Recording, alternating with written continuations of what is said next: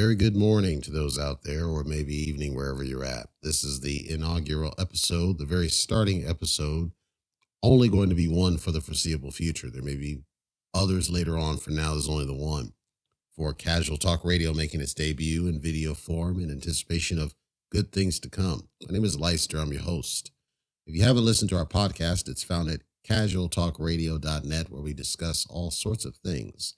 And a topic came up, has been spinning around, and I wanted to put my 2 cents in, as I happen to be represented in the population that's being discussed, that being African Americans and those that are considering voting as we get very close now to the potential midterm shift in power in the United States. And I wanted to tell a story. This is only to tell a story. This is not to put a stance out. It's to tell a story and to give thoughts on what's going on. The current chatter is around the fact that there's expected to be a blowout. There's expected to be a loss of power in Congress in the United States. And this is due to a loss of sentiment, largely around America, but also internationally. And it has to do with the priorities of those that were in office prior to the current president coming in, which was exacerbated by the current president that's there now. And many of the things that were put in place that unfortunately did not favor African American voters, and thus may have disenfranchised them and caused them to believe that they were betrayed. And I want to tell some of that story. So back during Obama administrations, the Obama administration, by and large, was bolstered by the African American vote. It wasn't only due to this, but it was bolstered by the African American vote. From the calls of, change gonna come, and so many notable Black figures that came out in support of Obama. My opinion, and it states my opinion as an African American person myself, many people jumped on Obama's bandwagon for three main reasons. One, because he's Black. This is irrefutable. You can see it yourself. Two, because of the statement he said of hope and change. Three, because of the statement that he said around, no more taxes on the middle class. I believe those three, by and large, were a reason why he won. But secondary to this, I believe that a lot of the frustrations from his predecessor caused much of the shift. There was this theory that he was going to come in and make positive change. And the truth is, he actually caused division between sides. He caused division within the Black community. He caused division even outside of the Black community. He caused division between the Black community and other communities. And I'm not just referring to whites versus Blacks when I say that statement. When you look and do analysis on things like illegal immigration, healthcare, and all the different issues that he stated he was going to tackle, he really didn't do a masterful job of tackling it. And in fact, we started to see that disproportionately, African Americans were not only losing jobs, but finding it harder to get into work. Now, this is in spite of various laws that are designed to protect African Americans and provide them those opportunities. But the truth is, and this is what I think a lot of people don't want to understand, but if you pick up an encyclopedia, it will clearly tell you how the history truly worked. Businesses, by and large, run the country. They always have. They run the country because nothing exists if you don't have the business. You don't have the jobs. And if you don't have jobs, you don't have work getting done. If you don't have work getting done, you don't have products. If you don't have products, no one can transact. If you cannot transact, there's no taxes being collected.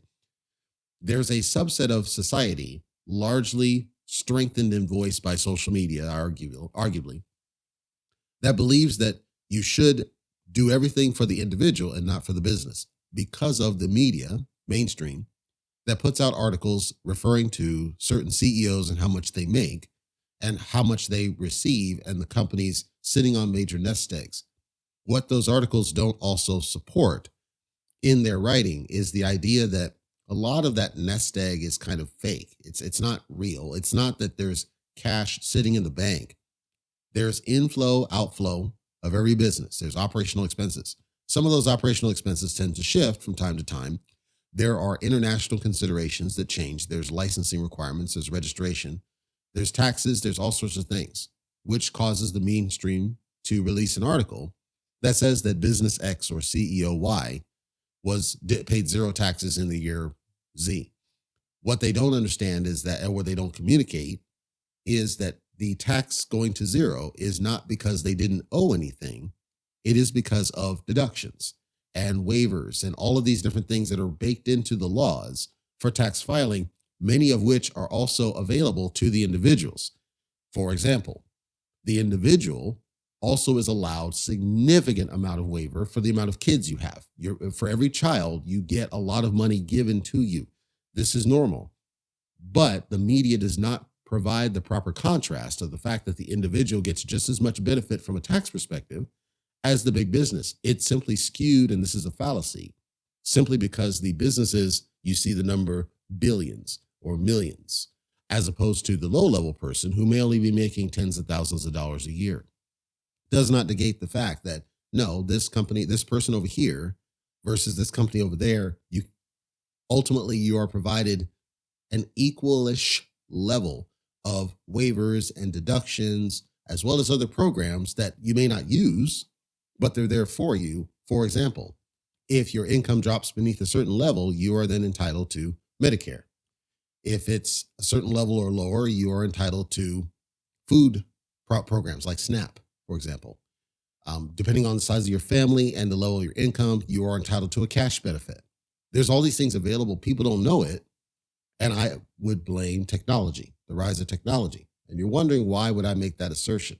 And trust me, all of this ties to the current elections, and the importance of the statement will resonate here shortly. The rise of technology was supposed to make it easier to find information. The truth of the matter is it took away the motivation for people to proactively go and find it, number one.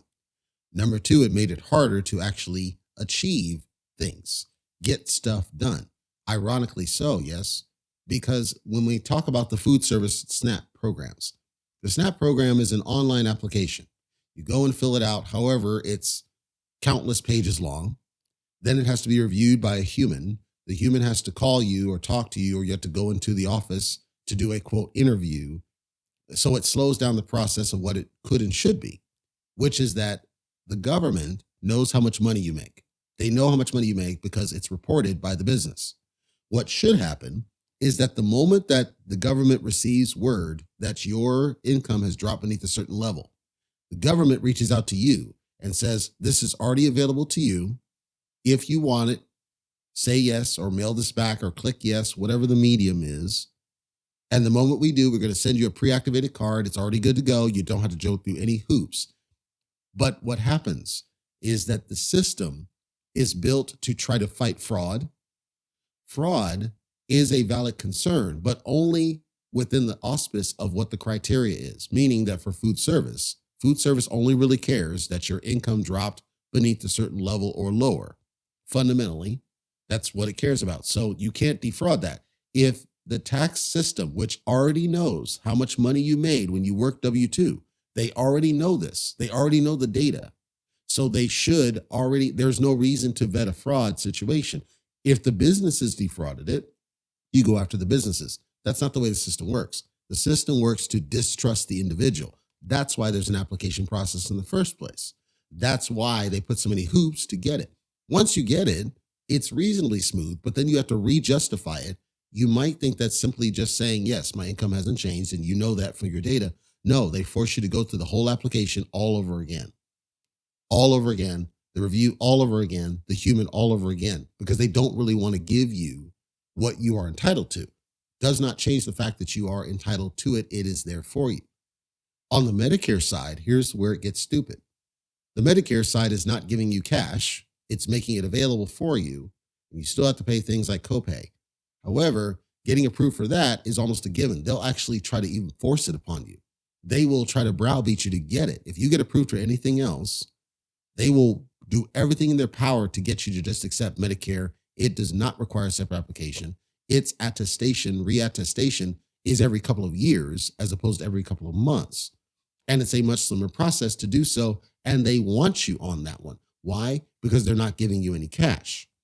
So understand the difference in strategy the government does, because they know they have the data. But the difference is they don't want to give you cash. They don't want to give you money. If they give you money, they want it to be for a reason. And once they understand the reason, they want you to re-justify that reason. That means they don't trust you with the money. They don't trust you with cash. That was the motivation behind so much pushback with the stimulus payments, aka the stimmies, as social media refers to it, that dominated the conversation when it was a bad decision up front and a lost opportunity for what it could have been. Because rather than giving money to people that wasn't going to do anything and wasn't going to be sustainable, that money could have been invested in actual programs to help people without them having to come out of pocket. As in, let's provide food service things that don't involve sending money to people, but simply send the food to people. If that's your problem, is you're worried about people and using the money improperly, which is valid, how about you simply invest in food service programs that give the food to people, including the homeless, by the way, which they could have done. Instead, they bowed down to social media, which was around the stimulus. The stimulus wasn't going to do anything because you got to consider that the median rates right now are about $1,000 running. So when you talk about a stimulus of $1,400, you're not going to get much out of that for very long. Businesses, by and large, were cutting down staff. They were letting people go. The lockdowns were harming businesses, statistically more harming Black-owned, minority-owned, women-owned businesses. Why? Because those businesses have a harder time getting access to the aid they needed in order to sustain their business. So think about it. Rather than just sending a piddly $1,400 check to the low-level individual, how about you invest some of that money in trying to keep some of these businesses afloat and drive the incentive around hiring and retaining, and a punishment if they let people go when they didn't need to? Let me clarify what I mean. If a company chose not to hire somebody because they made a conscious choice for whatever reason not to get a jab in their arm, to me, that should be a penalty. Instead, the current president celebrated that. The current president celebrated a potential increase in homelessness to push his agenda, which is to force somebody to do something against their bodily will. We talk about my body, my choice, quote unquote, but then we don't apply it uniformly across the board when we have these situations, which does what? It causes animus in groups. You now have a caste-based system. You have the people who bowed down and were willing to get something stuck in their arm. A percentage of those people did so under duress. They did so because of fear of losing their job, not because they agreed with it. So you have the people who did it under duress, the potential fallout of whatever we learn after the true study is done, which is not done, and potential downside risks from a health perspective. You have the people who are willing to do it for their own reasons and for their own motivations.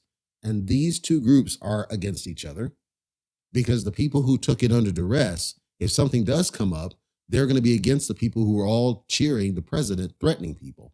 Then you got a third set of people who, for whatever reason, chose not to do it and fought not to do it and put a strain on the system because they were entitled to all these benefits that many of them probably took advantage of. Rightfully so. It's their right to do it. But we should not force people into the system in that regard. We shouldn't force people to be dependent on the system. We should welcome people's autonomous activities, as in whatever it is that you want to and need to do for life, liberty, and pursuit of happiness. That's what you do as long as it's not breaking a law. If there's not a law in the books, it's fair game. That's the way the free society worked in the past. That's how it always had worked.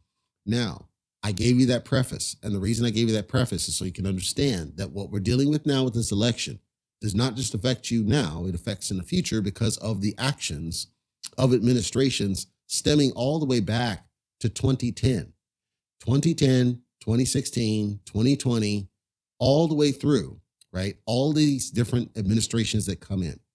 You're starting to see a pattern, and that pattern, by and large, is that we now have a two-party system, which is a problem because there's no in-between. There may be people who are okay with the idea that we should do something about the climate. They just don't support getting rid of all gas cars and getting rid of all oil. There may be people who are okay with the idea of plant-based foods, but they're not supportive of the idea that nobody should have access to meat. There are people who support the idea of individual choice. Having more choices is never a bad thing. But there's this other subset, unfortunately, that's been driven largely by social media, trying to push their individual agendas at the detriment of everybody else who wants to have the personal freedoms that the country is founded on. Fast forward now. Here's my story. The whole chatter now is around African American vote and how it will play a factor in what we see and whether we see a blowout. Because the African Americans, as I said, have largely been disenfranchised. By and large, statistically, Black-owned businesses, and to a lesser degree, women-owned businesses, but certainly Black-owned businesses and African-American jobs have been greater harmed than others. We certainly saw that Hispanics were harmed. We certainly saw that Asians were harmed, but statistically, African Americans were harmed at a greater pressure than other groups. That, again, do not retranslate what I just said. Listen exactly what I said. I said that African Americans have been disenfranchised and harmed at a greater pressure, as in more has been done to harm them because it was already tenuous to begin with. In the other ones, there may have been harm, but to a lesser degree. Setting this aside, then, the question is, okay, are you going to go when you vote? Are you going to vote Democrat or Republican? That shouldn't be the question. The question should be around the policies and what you support. And by and large, in this host's opinion, anybody that supports the idea that somebody should be forced to do something against their will or prevented from life, liberty, and pursuit of happiness should not support whatever candidate is in line with those, irrespective of whether they're Republican or Democrat. The problem is that social media does not support that, but that's where we're at. Okay, so what I am saying, going forward now, we have to ask the question, ideally, ask the question about the policies of the people that are in office and the policies of the people that want to get in. If the policies of the people that want to get in are supportive of what you believe, and ideally what you support is in line with the greater good, as in we are not trying to solve a problem that one group of people says is a problem. Doesn't mean it's not a problem. I'm saying, is it a problem that affects the greater good? The economy affects everybody. The problem is that the economy affects different groups differently. African Americans, by and large, are harmed by economic disaster more than other groups because it was already tenuous to begin with because of the past baggage. Nobody's asking to revisit past baggage or past blame or any of this. What I am saying is that when you decide what you're going to vote for and who you're going to vote for, I am putting out a call to action to be thinking about what is the nature of your vote. The nature of the vote should not be around the person. The nature of the vote should not be around the skin. The nature of the vote should not be around whether they're a smooth talker. The nature of the vote should not be around whether you hate this other person who you call orange. The nature of the vote should be around the policies that you should support that ideally benefit a majority group, not just a specific targeted group. That doesn't mean that you can't or shouldn't support causes that will be beneficial, for example, to the lesbian, gay, bi community. That doesn't mean that you can't be supportive of policies that are targeted towards African American health and wealth. That doesn't mean that you can't support climate change. It says that the priority for the people coming in office should be for everybody's benefit. We make then three statements. Number one, the economy ideally is number one on everybody's list, because if we don't have a strong economy, none of the rest of the stuff matters. We're not going to be able to do anything else to fix anything else if our economy is weak. So that's number one. There's a lot of sub-bullets to economy I will not bore you with right now. I'm just saying the economy, in my opinion, should be top of everybody's list. If we accept this, that means that we should rein in aggressive spending. Understand what the byproduct of that is. It means we shouldn't be giving money directly to every American to try to help them feel good. Instead, we should, if we're going to spend money, it should be invested in things that are going to have long-term benefit, ideally in priority to those that are most impacted. Doesn't mean you exclude groups. That was what happened as a mistake in Nevada. They chose to invest in certain groups at the detriment of other groups. They're doing it wrong. The answer is to understand who needs the greatest level of aid and make sure they get the greatest slice of it. But there's a flaw in that. The flaw is the theory that it's all about fraud, that they're just stealing the money. If you're spending the money anyway, you've already made the decision. So go all with it, or don't spend the money in the first place. Like, it's a simple decision. Nobody's saying that you should spend the money, but if you choose to, make sure to give it to the people that you believe need it. Then make sure that they are paying their fair share back into whatever communities. If it's for Black-owned businesses that you're supporting, as an example, make sure those Black-owned businesses are having a supportive impact in the communities that they work with what it is that they do. How do we assure this? We open doors, which are not open today, by the way. We open doors for those businesses to be involved in some of those forums and some of those groups and some of those collectives that right now are blockaded from them where they can communicate the things that they're doing and should be expected to, like the Minority Business Enterprise Certification, which is, by the way, blockaded to Black small businesses and arguably discriminatory. You didn't know that. It's actually headed by people that are not of color. I don't want to give specific races, but people that are not of color run that. Google is actually a minority business enterprise because of certain folks that are from India and other countries, not because of Black folks. But if you are small business, Black, one Black owner, I guarantee you it's going to be jumping through hoops to try to get into that certification. What does that affect? It affects your ability to get access to government aid. It's all cycled. It's all 360. So when you think about how you vote, the people you support should support things that support the majority, not just one specific cause. So the one thing right now is, well, they're dealing with Roe v. Wade, so I'm just going to go after people that say they support abortion. What you're doing is you're putting people in office who have all the scummy, slimy, shady motivations behind the scenes that you won't know until they're already in office and it's too late.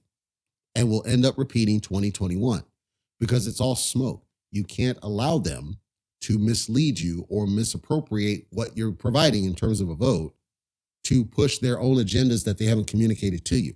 That's why it needs to speak to the majority, not the minority. Once again, in terms of priority order, the things that affect us the most, the things that have damaged the most, the economy has been damaged the most, arguably. The economy is the worst thing right now. It affects everybody. It doesn't matter, past, present, and future, truly. It affects everybody. It affects our predecessors who got us to this point because their Social Security and other checks don't go as far as they should. It affects the present because it's harder to get jobs that actually pay decent. And even when you do get a job, you're treated like a slave when you get there. It affects the future because we're laying the foundation for unsustainable prices, which means that businesses are not going to want to create more jobs. They'll just keep offshoring because it's too expensive to hire people. You got to understand the economy is number one and ideally should be number one on everybody's priority. The people who are talking about economy, they're talking about things like reining in wasteful spending. Yes, but it goes deeper than that. It goes into how we distribute money. It's not just that we spend or don't spend, it's how we spend. If you didn't know, significant amounts of the stimulus money was sent overseas. It wasn't benefiting the United States. As a policy, that should not be allowed or welcomed. If you're going to allocate $10 billion for something, every last dollar of that money should stay local. That's not what currently is in place because the current people in office, all they think is, cool, I can now line the pockets of my buddies overseas like I've always wanted to do. I can now help secretly fund this war over here because I think social media is going to like that. I can now shift some money over there and America is going to be supportive of it because we got liberal voices who are pushing for it. Meanwhile, the prices that we deal with are going up at an astronomical rate. And that's not beneficial or good. So now when you have to run your air conditioner higher than you should have to do in the summer, it doesn't matter about climate change because we understand it took decades to get to the point where we saw any semblance of damage. It's going to take decades before we're able to correct it. So the answer is not to immediately drop oil and fossil fuels because even if you wanted to, you couldn't, because if you did, you would no longer have a cell phone because the batteries in your phone are using that same fossil fuel. They don't tell you that because it's all smoke. They put it around, quote, farting cows and fuel gasoline. The truth is, it's harder. It's not that easy. Don't fall for the traps. They're traps. They're traps designed to set you off into a certain direction. Now, if everything I said to you sounds at least well thought out, whether you agree or not, it's not the point. If it sounds well thought out, now I'm going to close and tell you why I got to that realization. Back in the early days, and many people, males, will resonate with this. When you turn 18, you are required to register for what's referred to as selective service. Selective service, to put it in summary, is from the old days. It basically says, if the government wants to draft you into a war to protect the country, they can and will at their discretion, and you have nothing to say about it. And it lasts between 18 and I believe 25. Once you're 25, it's moot, but they still document that you were registered for selective service. You are required to register for selective service. So the story is this: at a time when there was no cell phone, at a time that, at least not in the current form, at the time that there was internet, but nowhere near to the level that we have it today, at a time where everything was paper and mail, I received, when I turned 18, my first piece of mail. This was actually a registration to vote, which I didn't fully understand. And when I looked at it, I asked my mother about it. And she said, quote, "This family votes Democrat." She did not explain why. She didn't explain what was the root of, well, why? What's the benefit? What's the pros, cons? And of course, me not understanding because I wasn't exposed to it, which I think is a flaw, and I'll get to that in a second. Didn't know, and so okay, I'll go and select this. The push to vote Democrat started back in the 20s. At that time, Republican mindsets largely dominated, and then there was a shift towards Democratic vote and progressivism and the push to get to more equality and all of the things that were discussed from a Democratic perspective that had not been from a Republican perspective. As this push starts to grow and more African Americans are able to own land of their own, my ancestors being some, and we started to see kind of this rise of individual freedoms and being able to create for your family and at least some piece of generational wealth, even if it wasn't what it should have been. Everything sounds good.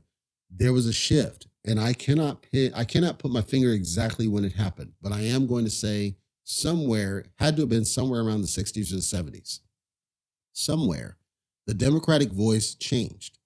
The Democratic voice became closer to a socialist voice, excessively socialist voice, and less of kind of this centrist, but still somewhat libertarian voice that it had done, from my opinion anyway, that was not trying to push things too fast. Like Bill Clinton was not trying to push things too fast. It was, we got to get to a point, but we understand we got a lot of work to do and things are going to take time. And we're going to lay the foundations for a lot of this now. So the recent controversy was that Joe Biden and the White House sent out a message that was a lie about him being the responsible party for the increase for Social Security for those that are eligible. And that wasn't true. That came decades before, back in the 70s. That was a law that said cost of living increases applied to Social Security to where it's always keeping lockstep.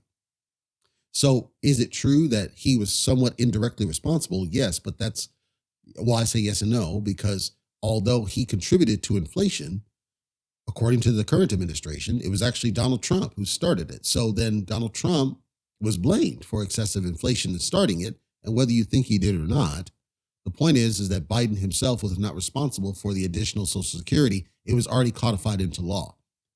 So then that's the shift I'm talking about. That's, like I said, sometimes 60s, 70s, the shift in mindset changed, where now it became, we are going to take credit for these things that we're doing, whether you do them or not. Same with Obama. Then later, there's this desire to just take credit for things.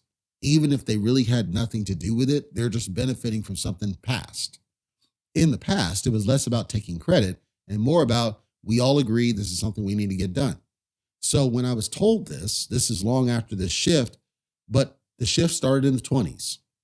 The African American community, by and large, never broke this myth that we should, quote, always vote Democrat.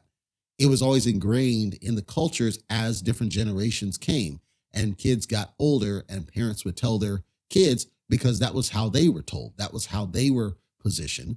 This is what we should be doing now because that was what came from them. Natural. Nobody stopped to question why. Nobody stopped to question what was the push and the motivation. Doesn't mean that there are not certain things there that are beneficial to the African American community, simply that it has nothing to do with whether it's a Democrat or not. It has to do whether the person that's going in speaks the policies and supports what you truly support. If they don't, or you don't, then ideally you don't just vote for a person simply because it's Democrat. That was the aha for me. Being told we always vote Democrat, well, nobody told me why. They weren't inclined to tell me why. Okay, now I have to try to understand what's motivating that statement. Probably something lingering from the past. I didn't learn this till later, when I started listening to people, in this case, like Donald Trump, saying our economy is terrible. Well, I can feel it. I can feel it. 2021 was a very hard year for me personally.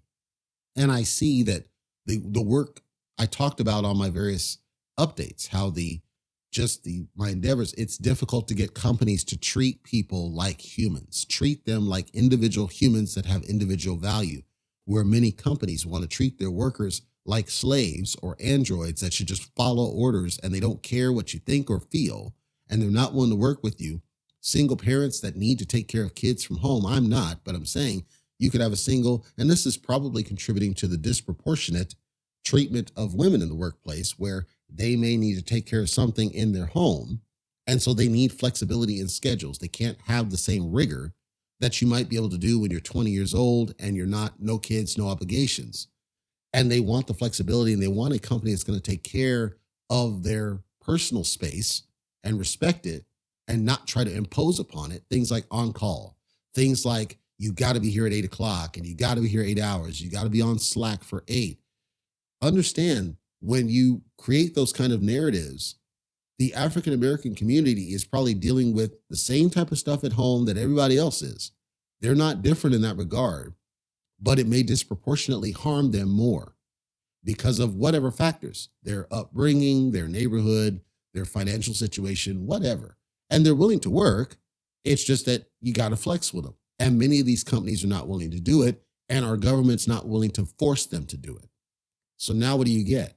You get a situation where that same government wants to try to force something in somebody's arm. A person has either a health care reason or a moral reason or a religious reason or whatever that they are not going to do it. And you have that president go up and basically tell the businesses to fire that person. What happens? You now are putting that person in the system, and it's hard to get out when you get in, or they turn to a life of crime. So you're overloading our prison system, or they turn homeless and you're overloading a system that's already overloaded, or they turn to drugs, which is already a crisis. All I'm saying, the statement, quote, "This family votes Democrat," I didn't understand it when I was younger. I got to understand why it was a bad thing to tell me as an 18-year-old, instead of simply answering the question, what I'm saying ideally to you as a call to action. If you're going to vote, vote because it's the right thing for the majority of people, not simply because you may be emotionally attached to a specific cause. It doesn't mean you ignore the cause. When you have a cause that is possibly damaging to you, then consider whether you simply uproot and move to a place that has more openness to those causes. But I'm talking about with Congress in particular. If you vote straight off how you emotionally feel about one particular cause because they're talking about it all the time, you're going to inevitably fall into a trap where those people have some agenda. And I almost can guarantee you it's not going to be what you want. And we're going to be stuck for another 2 years in something that's not the right answer. So be thinking about what's really priority. Is it more important right now that your prices get down for things so that your money goes further? Is it more important that you're able to get a job fairly and without having to fight past their stupid employment systems? Is it more important that you're able to make your own bodily choices, whatever they may be? Is it more important that you're able to speak out freely when you have an opinion? Or is it more important that you simply follow the crowd that is upset about something? Think about it before you put the vote in. I am not telling anybody what to do or how to vote. I'm saying think about what is really important when you do the vote, and be careful not to fall into the trap of voting Democrat simply because you were told to, or simply because it's what you always done. Take a deep look at the policies of what matter. Take a deep look at the policies. And ideally, economy should be number one on that list. And economy, right now, as we've seen pattern of, there were times when Democrats were really good with the economy. Those times are long gone. And what we now see is that the shift has happened where under the Republican rule before, gas prices were at an all-time low. We weren't seeing skyrocketing food prices. All of a sudden, the current administration comes in and we are seeing the skyrockets. Who's truly to blame then? It has nothing to do with whether they're Republican or Democrat, simply that's the decision now. It's got to be about the policies. It's got to be about, I am going to get costs down and I have a plan to do it. And here's what the plan is. And if I don't do it, I want you to impeach me because I'm going to make it happen. Commitment and follow through, not just double speak, not just saying what sounds good, and certainly not just catering to a singular group of people because it feels good for everybody else that's out there.